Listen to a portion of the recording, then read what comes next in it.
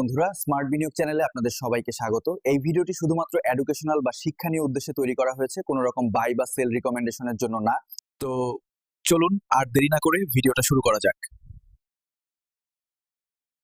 আপনি কি এমন ৩টি স্টকের নাম জানেন যেগুলো আগামী ৫ থেকে ৭ বছরে ১০ গুণ পর্যন্ত রিটার্ন দিতে পারে?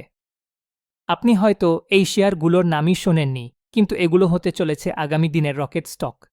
আজ আমরা এই ভিডিওতে এই রকমই ৩টি শেয়ার নিয়ে আলোচনা করব, যেইগুলি আগামী ৫ থেকে ৭ বছরে ১০ গুণ পর্যন্ত রিটার্ন দেওয়ার ক্ষমতা রাখে।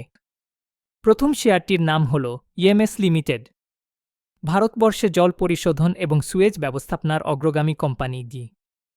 স্মার্ট সিটি প্রকল্প, অমৃত জল যোজনা, এইসবের পেছনে ইএমএস লিমিটেড এর বিশাল অবদান আছে গি।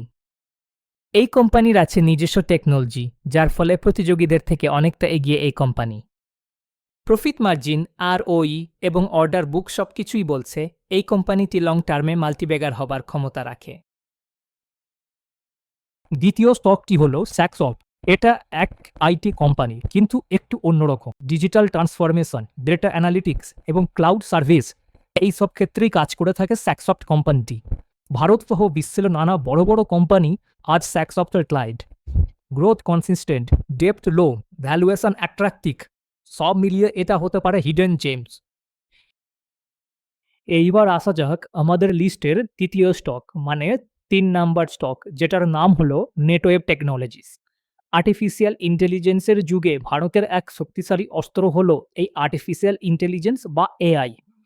নেটওয়েভ টেকনোলজিস এই কোম্পানিটি তৈরি করে high performance computing solutions, AI models, data centres আর ক্লাউড বেস প্রোগ্রাম। ইসরো থেকে আইআইটি পর্যন্ত ভারতীয় বিজ্ঞান ও গবেষণার পেছনে রয়েছে এই নেটওয়েভের প্রযুক্তি।